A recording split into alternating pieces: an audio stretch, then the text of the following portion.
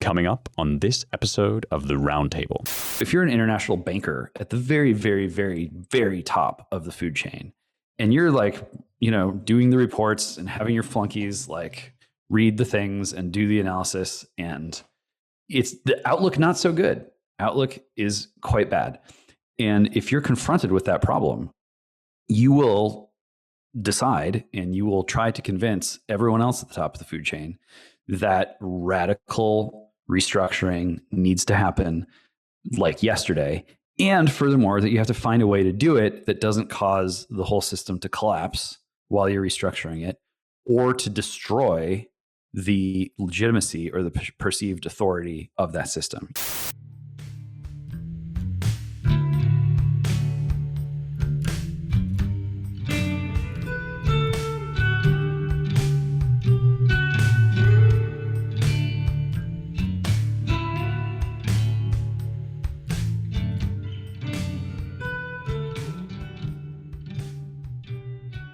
Hello and welcome to the Roundtable, your weekly editors and publishers podcast from the American mind. You by now have recognized that Ryan is out once again.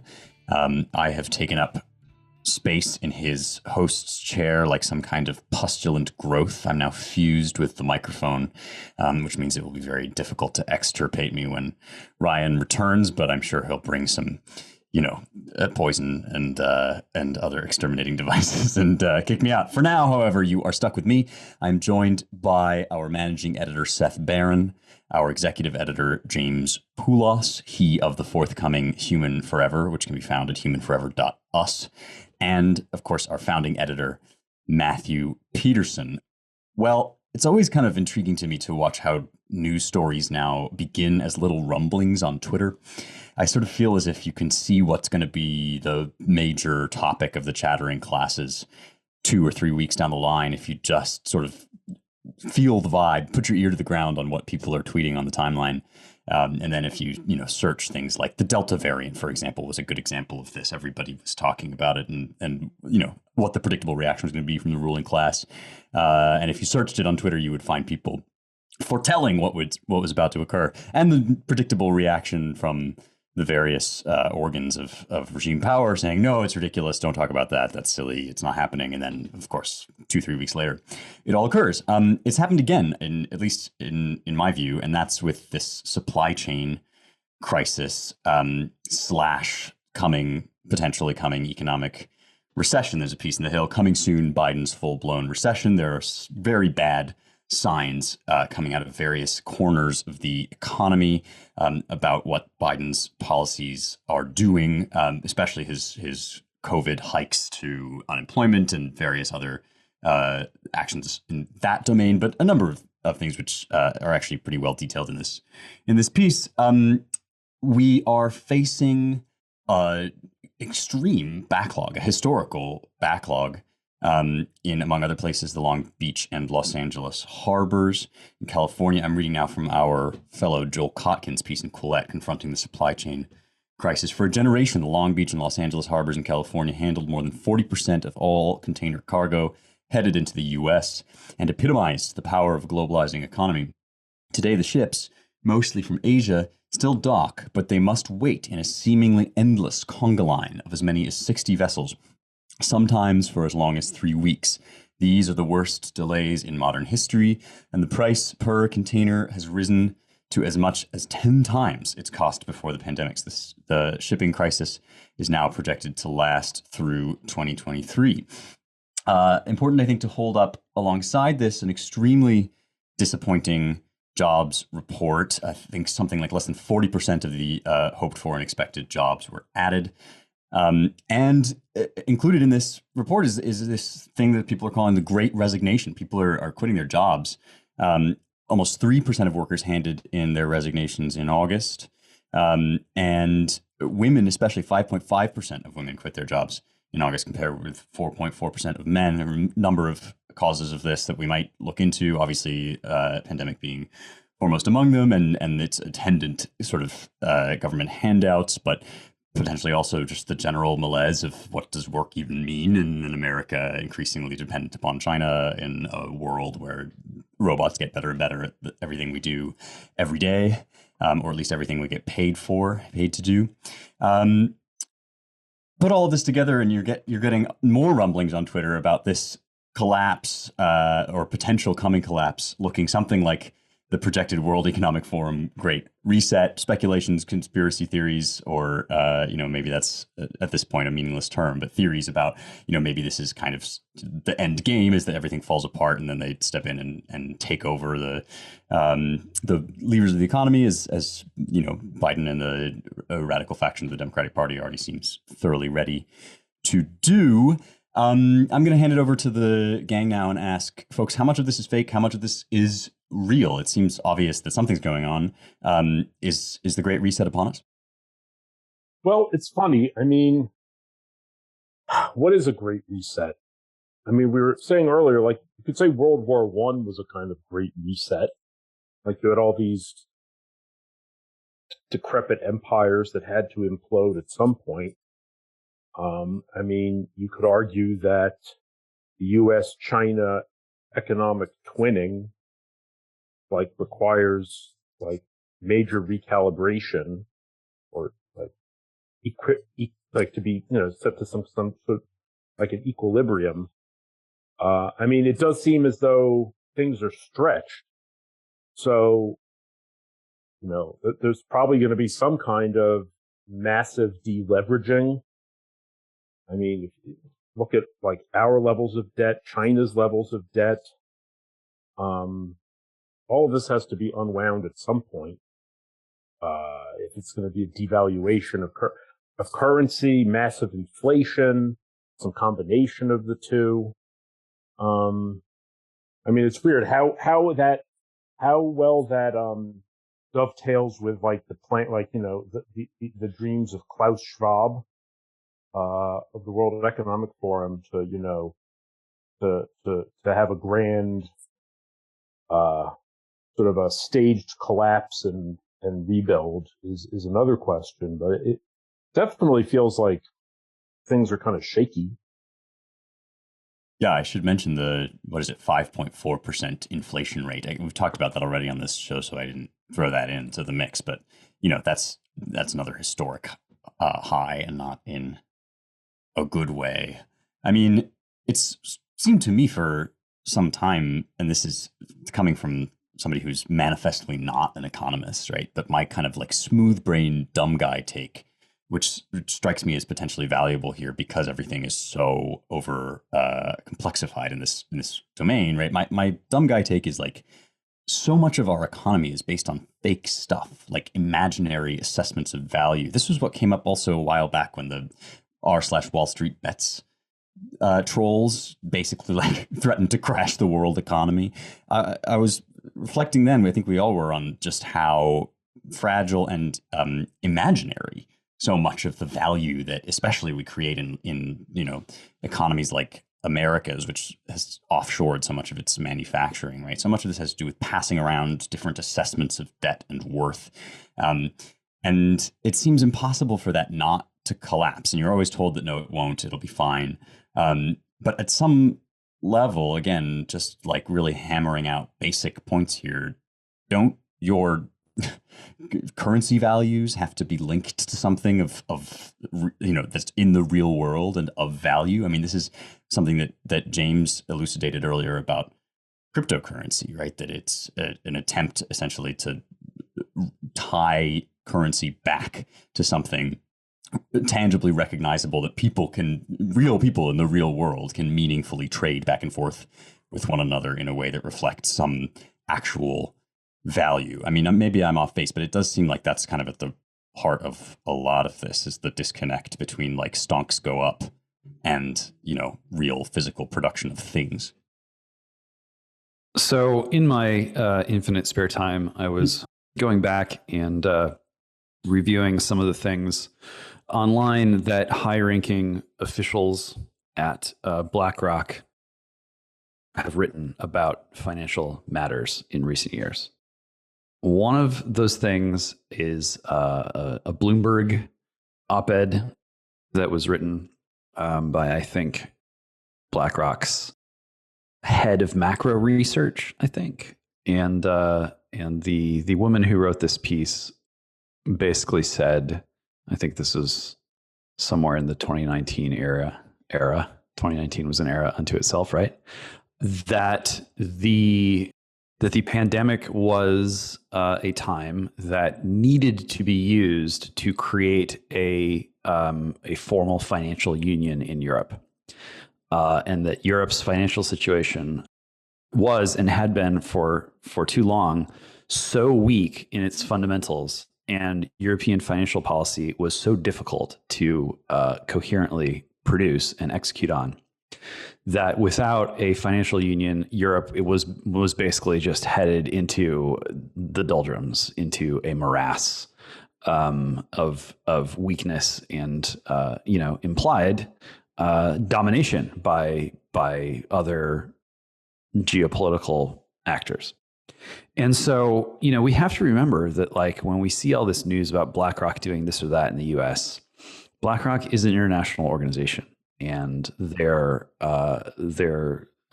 executive ranks are filled with extraordinarily well-educated, highly intelligent people who consider themselves, members of an international grouping of talented people, and their assessment, their like professional assessment of the world situation, is that the U.S. and European economies and financial systems are fundamentally unsound. And you can go back to the moment before the pandemic, when the Fed had to throw open the overnight window because, well, we don't really want to say why, but we now need many more billion, I think 100 billion plus more dollars just like flying through that window. You can go back to 2008. The stats are out there about how many dollars currently in the system were printed or otherwise magicked into being over the past, say, 10 years. It's a lot. And so my attempt to, in a fair and balanced way, assess the Great Reset and its origins is increasingly rooted in trying to think through how trapped the global financial elite in the West really feels, and how you can sort of set aside the political layer, which is of course very important, but even notwithstanding the political stakes and the various sort of partisan ideologues trying to achieve various things, and even setting aside like the technological issue for a moment, when the West decided that it was going to be peaceful, it was going to partnership with China. They're not an adversary. It's going to be peaceful rise in Beijing. And, why? Well, so that we can compete with the Chinese peacefully to see who can make the most money, the China or the West, by trying to open up China and trying to include China in globalization. And that gambit, we can assess the strategic wisdom of that gambit, but it really wasn't until Donald Trump ran for president and started saying the things that he did out loud that members of the power elite and the financial elite started to go, wait a minute, maybe we're losing, or maybe we already lost, and maybe we don't want a trade war, but we need to do something. And our fundamentals are so weak that if we don't do something, China is just going to sort of do what Asian American students do on standardized tests, which is just pull away from every other demographic, and the sky's the limit. And so if you're an international banker at the very, very, very, very top of the food chain, and you're doing the reports and having your flunkies read the things and do the analysis, and it's the outlook not so good. Outlook is quite bad. And if you're confronted with that problem, you will decide and you will try to convince everyone else at the top of the food chain that radical restructuring needs to happen, like yesterday. And furthermore, that you have to find a way to do it that doesn't cause the whole system to collapse while you're restructuring it, or to destroy the legitimacy or the perceived authority of that system. You can't be wiping out, the average person. You can't make it impossible to get the basic food items. You can't cause the transportation network to shut down. And so all of this stuff has been going on in the background, and it really needs to be foregrounded. I mean, the reason why the elites at this level are behaving in this sort of crazy way is, I think, because their genuine, sober analysis is that our financial and economic system has failed, and they're looking for a way to replace it before the situation gets even worse and before China gets even stronger. Whether or not that's something that can work, and whether or not they're justified in implicitly or tacitly, but even sometimes explicitly signing on to things like a woke social credit system to onboard the entire West into, I don't think that's a good idea, but I'm starting to understand a little more deeply why it is that they consider themselves to be in such desperate straits. Yeah, and this is, I think, really important to point out that it's not as, it's not as simple as managed decline, right? I mean, it's not as simple as some kind of conspiracy, and we should point out the noble work of Huntsman, who we have published before at American Mind on some of these issues. It's a man underscore integrated on Twitter, and he has a Substack, fortisanalysis.substack.com, and he's got a description of kind of all the factors on the ground that are going into all of this, which he lays out in kind of a practical way, much more granular stuff rather than the big picture that James was just giving. But what's interesting to me is just that you look at what's happening in real time, and you think back to, you said 2019 is an era. It was unthinkable that you would have these kinds of staffing problems, that you would have these kinds of shortages. It was on no one's mind that it was even remotely possible. And what's really disturbing to me is how quickly psychologically a populace can change and say, oh, it's normal for X level of unemployment. These things shift very rapidly, and everything that's happened in the last few years have proven that. And the situation normal, right, is something that, in the midst of, there's probably some deep psychological reasons for this, but we're at a time in which all of a sudden situation normal has changed about 5 times. It has gone up and down various levels. And this is clearly just the beginning when it comes to supply chain issues of something that's much larger. And the beauty of it, in a way, for the sake of the red pill, is that it is visceral. It's tied to physical things that aren't going to be arriving at your house, right?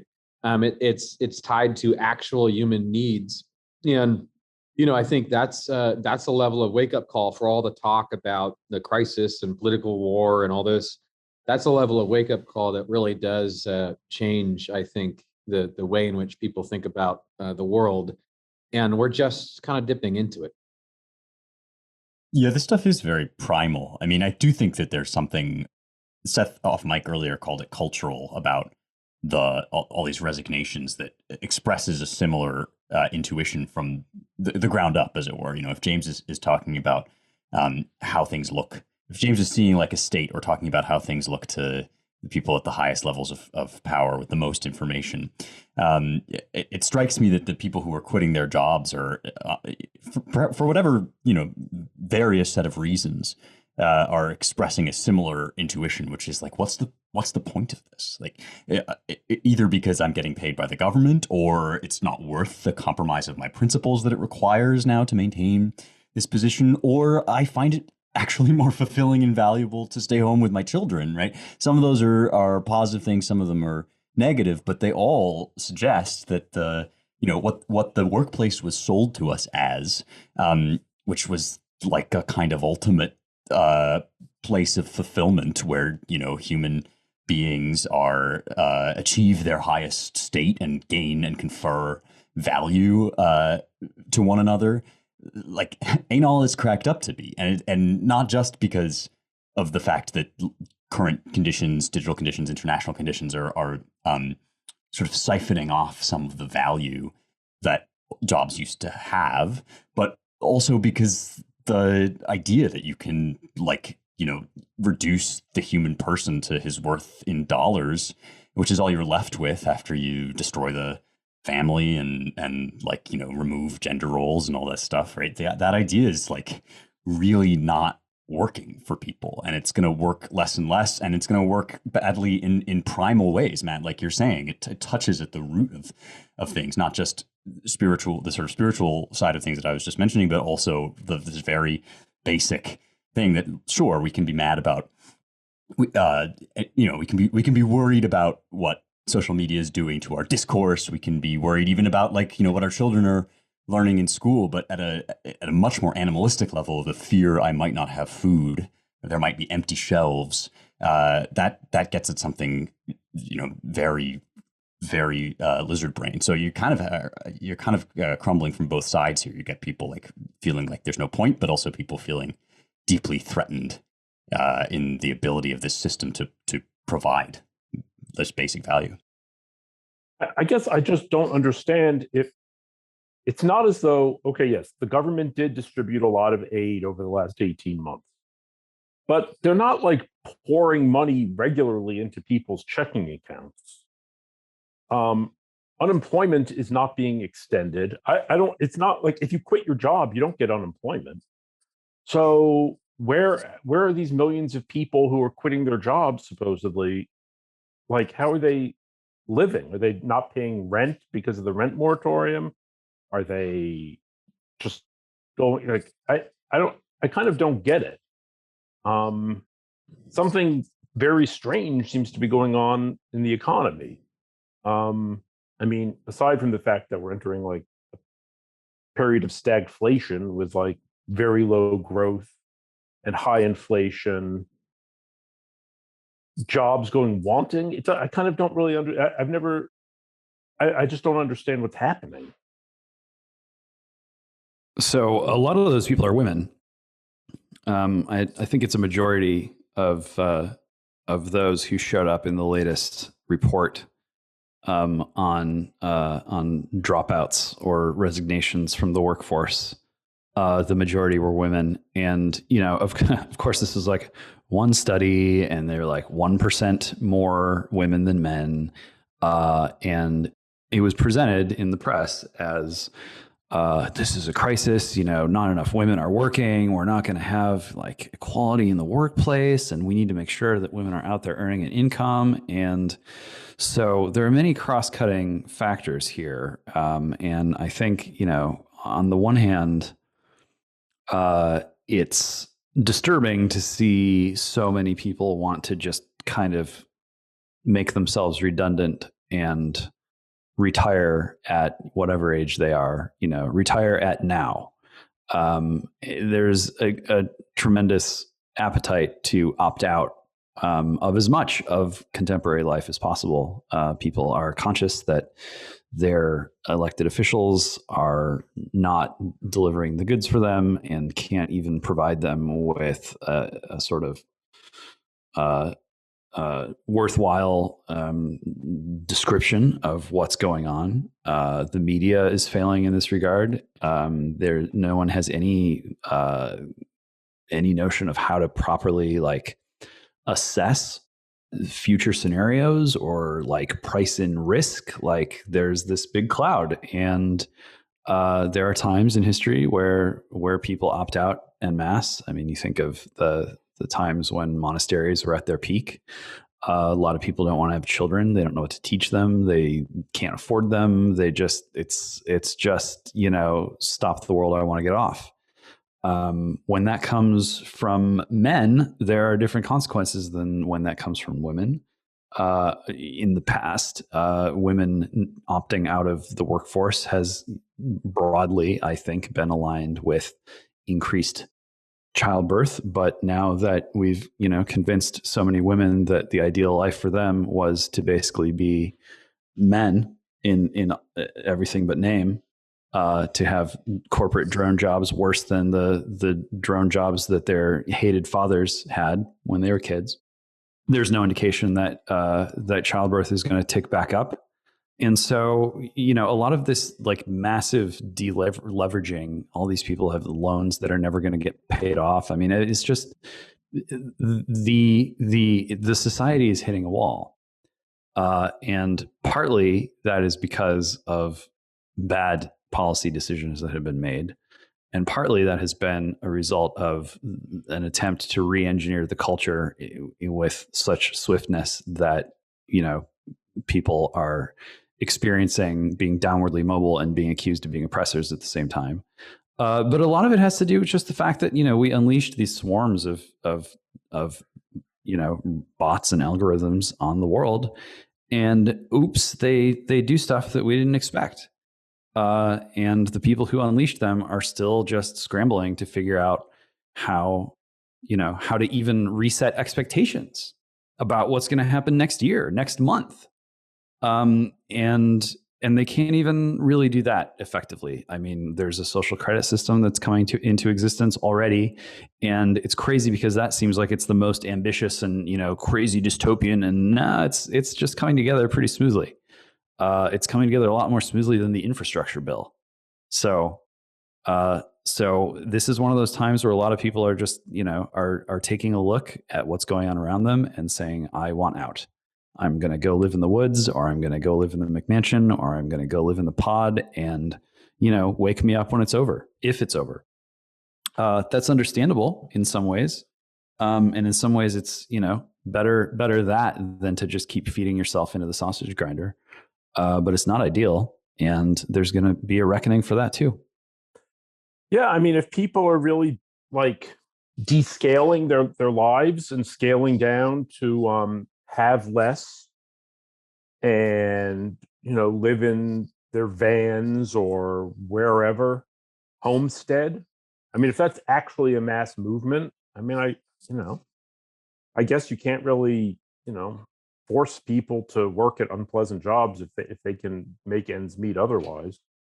I mean, I hate to think that you remember when AOC said during the pandemic, and back in the days when they were like, everyone needs to be paid to stay home, and she was like, we are not going back to brunch. Nobody's going to go back to work their terrible jobs. I mean, maybe she was right. God, I mean, well, the reality is that a lot of jobs that can exist and have existed from the beginning are jobs that really no one is going to do but for grown adult men who need to do those jobs in order to support their families. And the minute that you kick that slat out of the fence, the fence starts to fall. Yeah, this is, I mean, how much do we think this is related to, not just scaling down, but it's a kind of feudalism, right? How would you characterize it politically? I mean, what is this developing mass of people? And a few things I would say to Seth. It is true that even though it's not true that we're just paying everyone to be at home, that's not quite the whole story. We have pumped an incredible amount of money.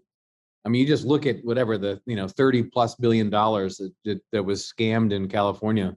I mean, there's been an incredible amount of money kind of thrown at the problem. But I guess the result of all this is, I mean, it reminds me of a Soviet-style society in a way, because nothing works. Stuff doesn't come on time. You can see the supply chain issues we were talking about earlier just getting worse, spiraling out of control. I was at a fast food restaurant the other day, in the drive-through in between one of my sons in between football games. And I think we were there like 35 minutes. They must have had 2 people like stuck in line. You just sense people talking about this everywhere. Spencer and others on the airports. I mean, and so what is this? How do we characterize this mass of people? I mean, what does it become? Are these all some kind of some kind of serfs, as Joel Cocken would say, or is there is there something different about the culture that is developing here? I guess you'd sort of have to say at the bottom. I mean, I have no idea. I'm just curious what you guys think. I mean, I have no argument with people taking the Bartleby option and saying I prefer not to. You know, at a certain level, like the whole Paul Lafargue right to be lazy option. Yeah. I'm not going to like argue with people who choose not to participate. Whether that means, I also think, those who do no work shall not eat. I mean, I'll accept that, but I'm not going to be like some kind of producerist scolding people for not like, throwing themselves into this, wage slave economy necessarily. And maybe there'll be a new productive kind of politics that emerge out of that, one that like values human relations and, the actual lives of Americans over, this principle of global capital. I mean, I guess that would be salutary. I don't know if that's really what's going to happen. I don't see how that meshes with a social credit system that James says is coming, and which does seem to be coming. I mean, it seems like those would work at odds to one another. Yeah. And also, like, just one other thing, like, I've noticed you hear the Dems, like, they keep pushing this idea that, well, we need to get the reconciliation bill passed immediately because we're going to have the reason why women aren't working is because they need childcare. So we got to, like, Elizabeth Warren kept saying, we got to get mamas back to work. It's like, well, hold on a minute. Why, how about if they just be mamas? Like, why do we, if they're being mamas and we love mamas so much, why do we want them all in the workforce? Yeah, I mean, leaving aside, I think the fact that when Elizabeth Warren says that, she's basically just asking for other people's mamas to take care of the mamas that will now go to work, right? In reality, like that's sort of how that's going to work. But I mean, at a broader level, right? Like James is fond of alluding to this movement, the Tang Ping movement, and I guess it's a Chinese movement that James can correct me on this, but I think it's roughly just about lying down, right? It's just like chill, man, like just sort of the Bartleby option, like you're saying, Seth. Say no, and just say no to like the rat race and to this idea that like as a human being, it is your perennial function to be constantly outputting. And I do wonder about it is kind of important, like what people's fantasy is of the system that will work better, even if it's not workable in reality, right? Like, what are people envisaging as they hand in their resignation or as they dream about not working, right? So, like, that's one of them, I think, definitely is like Tang Ping. Another one is kind of more rightist, and that is like the commune or the, collective farm where everybody, like, grows their own vegetables and kills their own meat, and we kind of like just get off the grid and live in this beautiful place outside of everywhere. I mean, it's kind of like it's really a renovation of the kibbutz model, right? To me, it all does seem like just this felt sense that people have, right? That they want their activity in the world, that is their work in the most basic sense, to be like visibly connected to some worth that people, like other people that they have a relationship with, respond to with light in their eyes, and that motherhood is obviously the classic example of this, but, farming is another example of this. And like, just all of these fantasies seem to me to relate to like currently the situation is I go into this job and I receive like an ever more meaningless token that is in some abstract way supposed to stand in for the value of the activity that I've performed today.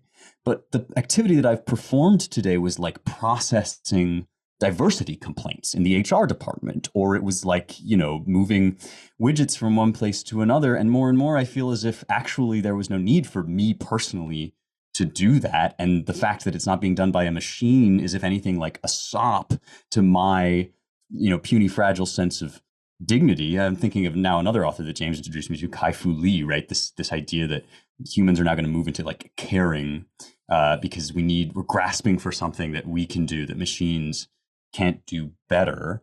And I feel as if that is actually very real. Like people actually are yearning for and fantasizing about some situation in which like their humanity is integrated. I mean, talk about man integrated, right? Where their humanity, their actions as human beings, their relationships with their fellow human beings, and their life and community is like all integrated into one thing.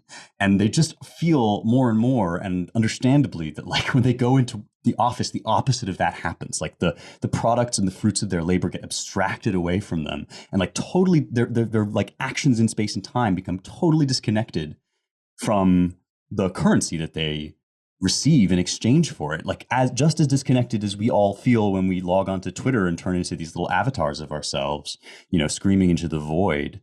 And yeah, I don't think that I don't think you're going to be able to just like start a commune off the grid to solve that problem. And I certainly don't think you're going to be able to like press a great reset button and communize everything to solve that problem. But I do think that that's fundamentally the problem that people are up against and reaching toward, right? Is like, how do I humanize my work?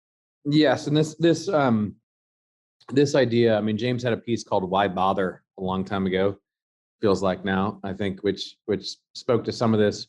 I think the virus and the virus reactions deconstructed for more elites, but for everybody, the old trappings of purpose and meaning and the symbols that came along with that. I mean, commuting into the city and spending a large part of your day actually on some commute, no matter how much money you have, and then going into an office and having these secretaries in front of the desk, and kind of this old idea of like corporate success. I mean, that was already going, and then the remote work just kind of fully, I feel like, washed it all away. Like even the symbols of what it meant to be successful or have purpose were gone. And then we have to say, we already have gotten rid of this idea that the professions, right, the vocational professions, where you take an oath as or as a lawyer, as a doctor, God forbid, as a professor. Like we've already taken the meaning and purpose out of these things, and it all kind of, unless you serve the woke gods. And so there's not. I mean, it is like, why bother? Why move up the ladder? What is the ladder? What is the purpose? And you can sense, I think, it's palpable, this kind of yearning that Spencer's talking about, and the fact that everything's been sort of deconstructed or revealed. I think that feeling is almost universal, and you see it play out in different ways depending on class and culture.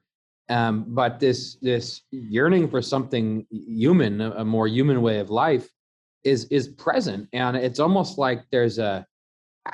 I mean, this is terrifying in a way to me, because I feel like what can fill the gap could be very bad, but there's almost like a pause right now, or a stillness where something is gone and doesn't rain anymore, and people don't know what to do next. And I feel like that's a dangerous place. It could go in a variety of directions. They could be good, they could be bad, quantum pill, yada, yada. Yeah, maybe I've been reading too much finance stuff lately, but I think we should be clear. Your own supply. Yeah.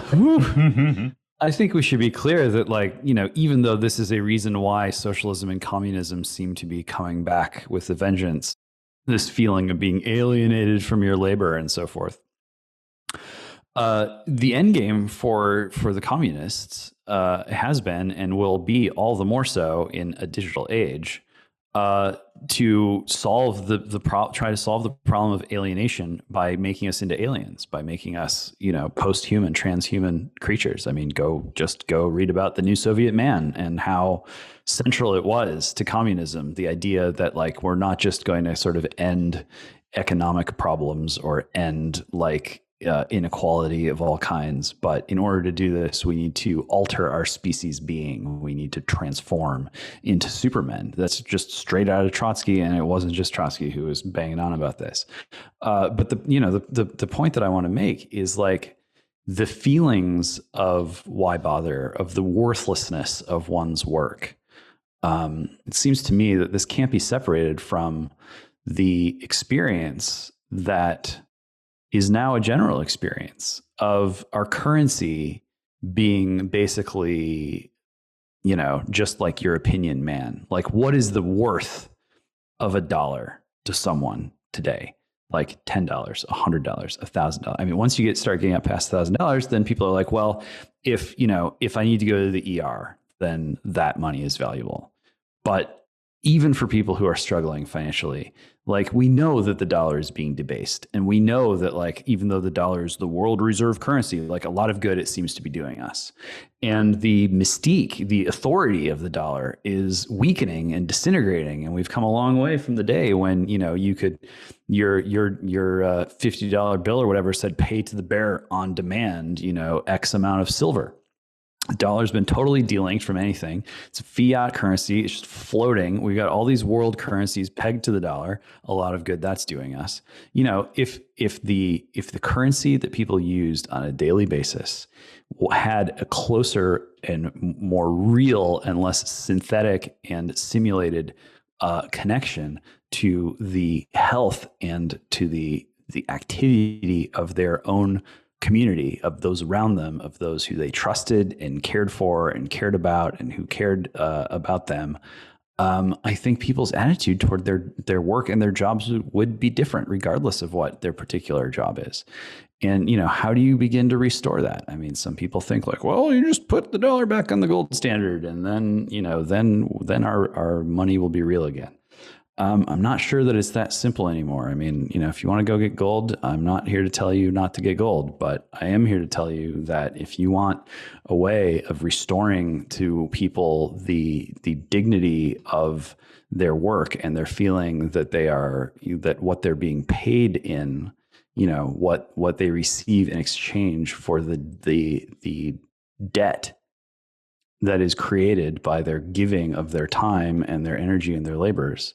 If you want that to be something that feels that it is integrated into the reality of their life, their lived life, that includes the things that are worth living for and are worth pouring your life force into, even ultimately sacrificing your life for, I think that's just going to be, at the end of the day, it's going to be digital forms of currency that people can use themselves and set the valuation on their own. There are many different forms of crypto right now, but this goes into like points systems that corporations offer, loyalty programs, just like discounts on things like Postmates. I mean, you can see the appetite.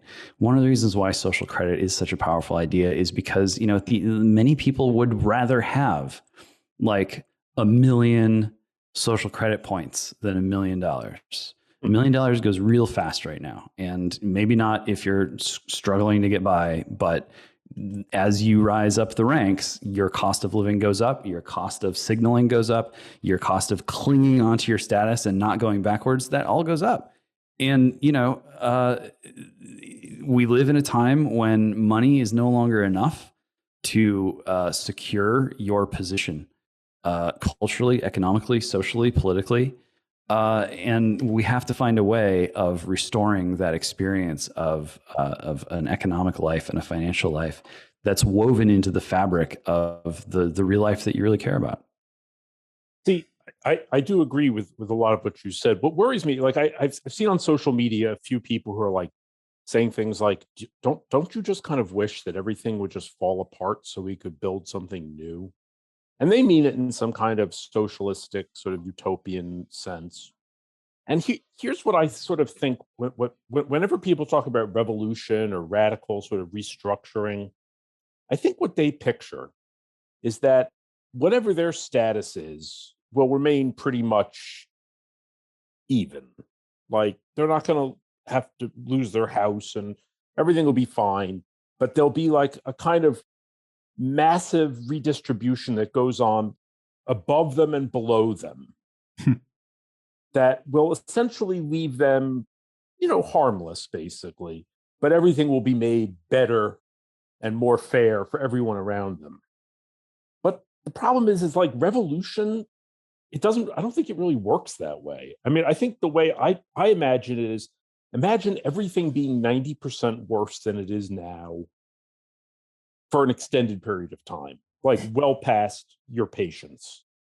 Like, no medicine, no food, electricity 3 hours a day, a lot of violence, all kinds of just horrible stuff happening. I mean, that's the experience, I think, of like revolution and societal collapse. This idea that societal collapse can somehow be done the way you demolish a building professionally and then rebuild something, like so nobody gets hurt. It unfortunately seems like very much a fantasy and like a dangerous one. Yeah, I think that's what this whole like conversation is heading towards in a way is this idea that when this stuff gets real, when you really, you're not talking on Twitter. Maybe there isn't a Twitter anymore. When you're really talking about not being able to find necessary items, or the kind of violence, or all these kind of negative things that arise. That just changes the entire game, and it changes the entire dynamic. Nonetheless, like I think all of us feel like we are in a state of decline, or whatever you want to call it, where these things threaten to emerge and something does need to change. But I just feel like for myself, I feel similarly. There's an entire world of difference between talking about these things and the people who talk about them, and then what actually happens, quote unquote, in real life, when you're in times of transition, never mind revolution. Well, having just a little bit of time left, I think we can leave it there with the hovering threat of a Hobbesian state of nature that will come crashing down upon us at any moment.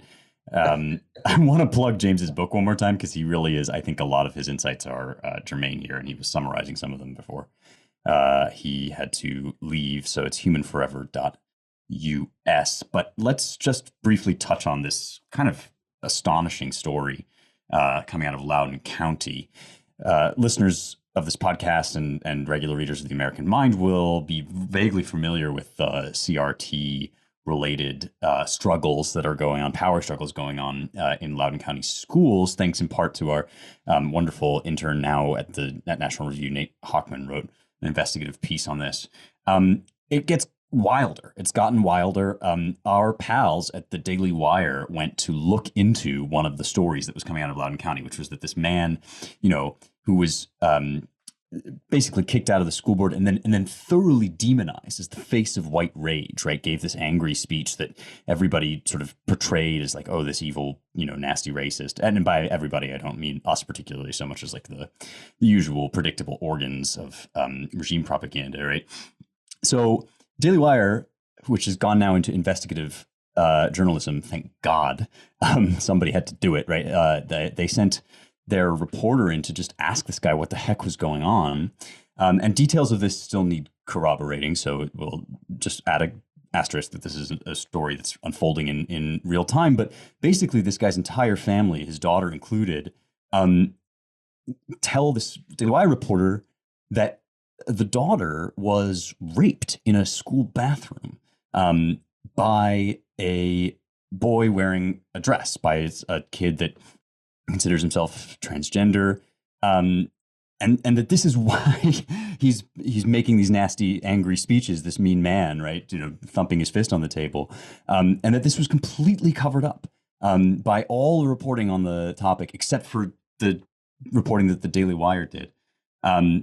Levels of moral corruption and dishonesty that beggar belief at basically every stage along the way. I mean, I suppose that our listeners are the least likely to be shocked by this, in the sense that, like, we are sort of always reminding people that think that they really are this bad. The folks on the school board and the folks in the press and everybody that just wants you essentially to like shut up and go away, and will flatly lie to make it happen. But it is still, I mean, this is one of the starker instances of it, and it does kind of go to show another thing that we've been harping on for a while is the need for actual investigative reporters on our side to generate facts, stories, and information, because otherwise we're still at the mercy of the Reuters budget, of just what every major regime outlet is publishing. And who knows what else that we would uncover if we actually took the time to go out and ask questions like this. What do you guys think? I think that story is so insane from what I've heard about it that, I mean, from what I gather, the local prosecutor, that like the man was arrested for, I don't know, disturbing a meeting, which is now apparently a federal crime. I mean, essentially a federal crime, like bothering teachers or school boards, or being unsafe or saying things that they don't like at an open meeting is now, subject to terrorism statutes. But apparently the prosecutor personally went to the courthouse and demanded that this guy be jailed. This is like, because I guess the whole thing was, the whole premise was like, look, why are you complaining about unisex bathrooms? There has never been an instance of anyone being raped in a bathroom. That's right. The superintendent made this claim. There is no record of sexual And he assault. was like, well, yeah, but there's no record because they forced him not to press charges or something. It's bizarre. I mean, here, if this is one instance of a girl being raped in a bathroom by a boy dressed in a dress, in a sane society, this would create a national mandate against unisex bathrooms in schools. But the idea that, like, if it happens, it has to be suppressed. I mean, it's so bizarre. I don't know what is going on in Loudoun County, but it's like, I mean, I hope that we should have like reporters crawling all over that place. I mean, Loudoun County used to just be this kind of semi-rural place where Dulles Airport was. There was nothing going on there. So I can't figure out what's happened in Loudoun County. Well, I think you're onto something when you say, right, if this were only one instance, it would be shocking and should have occasioned national outcry. But there's just no telling how representative this county is. Like, it's drawn attention. Some things have come out. We managed to like get some facts out of this situation. But it just seems to me as if, I mean, here's a totally only tangentially related example. Somebody posted on Twitter recently a study showing that, child abuse, sexual child abuse, almost never happens within households where the biological father is married to the biological mother. It's a vastly higher incidence of child abuse among stepfathers, right? This, you never hear about this, right? All of these reports about sex trafficking, about child abuse, about any of these, hot button issues, there's this inconvenient fact that's inconvenient because of what it suggests about like divorce and remarriage. And of course, all of these things suggest these things in the aggregate, not about any individual stepfather, but nevertheless, right, it raises concerning questions. And this is never mentioned. It's just completely kept out of sight. An enormous fact, right, about something that troubles and concerns everybody in the country, or should, about a major problem that is, an object of serious concern. Just silence, crickets, right?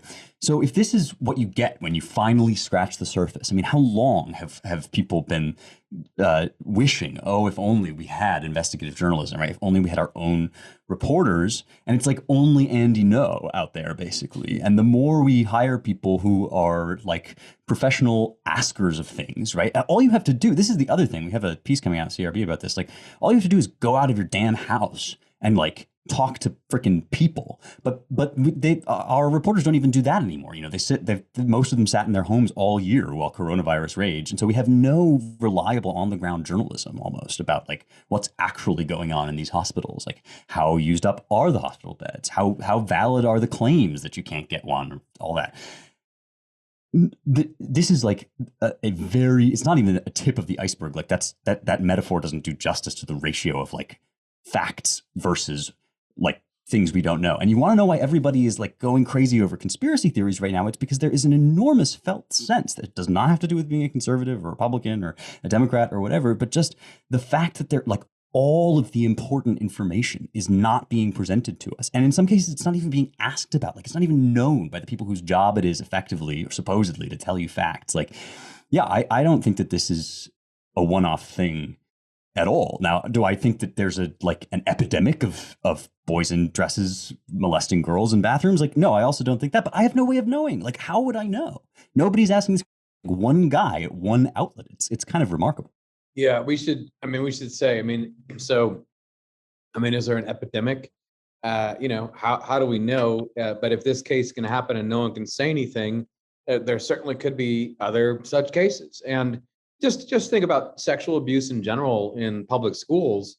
I mean, that's an issue where, it's unbelievable how it's often covered up. It's not really evaluated.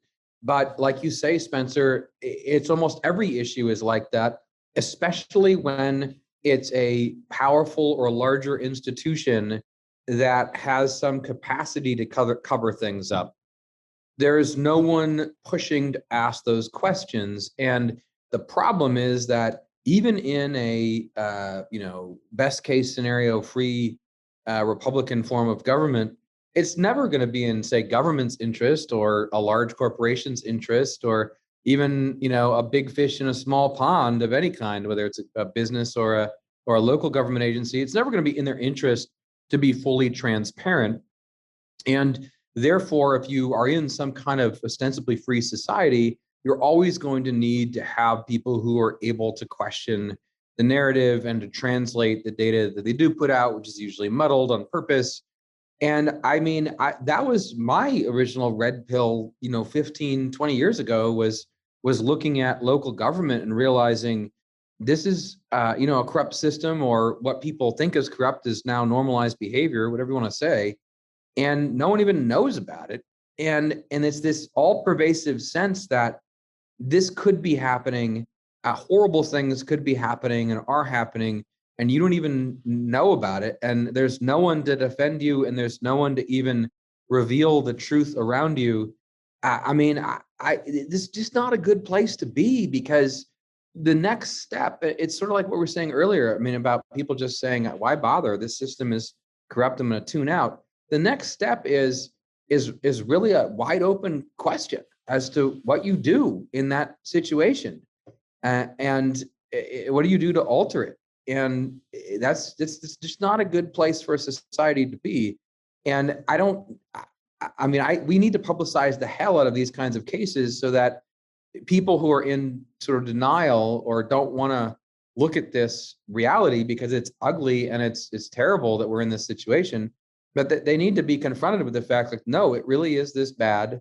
It doesn't matter what party you're on or whatever. You're not in a situation in which you can see the reality around you clearly, because we don't have functioning institutions that can investigate or, penetrate through the veil.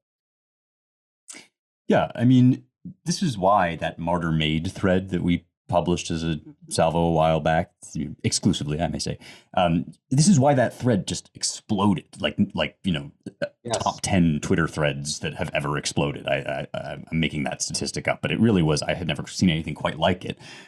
This guy, now a pal of ours, who wrote this long thread about why do people think the election was stolen? And in what way do they think it was stolen, right? And his point was yeah, there were some kooky conspiracy theories that came out around the Stop the Steal movement. But when you talk to people who believe those theories and you point out discrepancies in them, they really are not that attached to this or that idea or conjecture about what might be going on behind the scenes. What they're attached to is the very real fact that they saw all through 2020 the emergence from the shadows of a leadership class that considers them beneath representation and would do anything to deny it to them. And that sense, combined with what Matt is talking about, the idea that you just don't have access to the relevant information that you might need to make good decisions and self-govern, and not just because it's very hard to figure out exactly what's going on on and disciplines have gotten extremely complicated, not just because of all of that, but because people are actually hiding it from you. And in some cases, openly lying to you, a la the superintendent of Loudoun County, right? Who tells you that something is not happening when it is, right? Of course, that leads people to make up all kinds of crazy stories about what's going on behind the scenes, because what's actually going on behind the scenes is probably just as crazy, even if every fact of like QAnon is false, which basically I think is true, right? Every proposed like specific fact of QAnon, even if every one of them is false, even if all of the like, Linwood stuff is not real, right?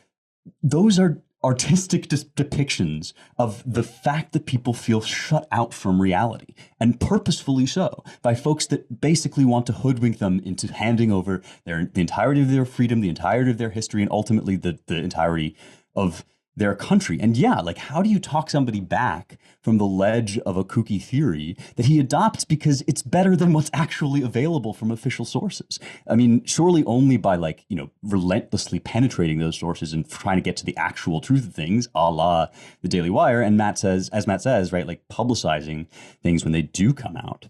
But yeah, like all of the, oh no, conspiracy theories, like, of course there are conspiracy theories. They're the best available option. Yeah, totally agree. And I think we're at the point where I haven't even thought enough about what happens next when the conspiracy theories will continue to grow. But I think also the knowledge that, the known unknown factor will become more and more real among people in, middle class and of means as well. And I think that it will lead to some kind of action, and that can be good or bad. And I think that this pressure plus the the supply chain, the other kind of more physical stuff we were talking about. I mean, it doesn't occur in a vacuum. It can't go on forever, and it's going to lead to all kinds of kind of unforeseen currents and change. And navigating that is the task of the moment. But the conspiracy theories will proliferate and get even worse as this goes on, but it'll lead to some kind of action as well. And the great question is really whether the entire country just kind of rolls under and becomes Soviet style, right? Where you live in a constant state of there's nothing that can be done about it. We just accept the fact that we don't really know what's going on. And then we like retreat into a kind of folk wisdom and endure, right? I mean, that's the black pill. Like that's to me the worst case scenario. But there's a lot of other ways out of it, because I don't think we're not at that point yet. But man, it feels like we're getting closer every day. All right. I'm sorry. No, you go ahead. Let me just say, I mean, that is how most of the people in the world live. Right. Like most people in the world have no illusions that their government represents them in any way. Very true. Yeah. So yeah, the known unknown thing is really important, Matt, and that is an actual movement, right? If all this other stuff was kind of already going on, the change is in like people realizing how much their actual that their suspicion that there's stuff out there they don't know is actually true. Well, I think we've made an excellent advertisement for ourselves, actually, with this podcast. We are going to be the ones, hopefully, among those who help you to make sense of all this going forward. We're glad you're with us. And we're going to end on that thoroughly and appropriately quantum-pilled note about the future from Matt. Thank you all for listening to the Roundtable. If you want to support our work, visit claremont.org/donate. And if you want to learn more about all our projects and writing, visit our websites at americanmind.org, claremont.org, ClaremontReviewBooks.com, and our brand new Washington, D.C. based, in both senses of the word, Center for the American Way of Life at dc.claremont.org. One more plug for humanforever.us, James's new book coming out soon.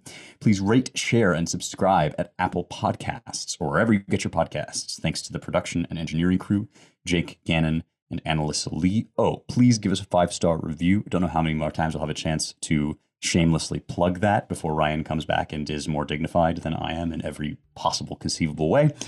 Thank you all so much for listening. You make it worthwhile. Talk to you next week.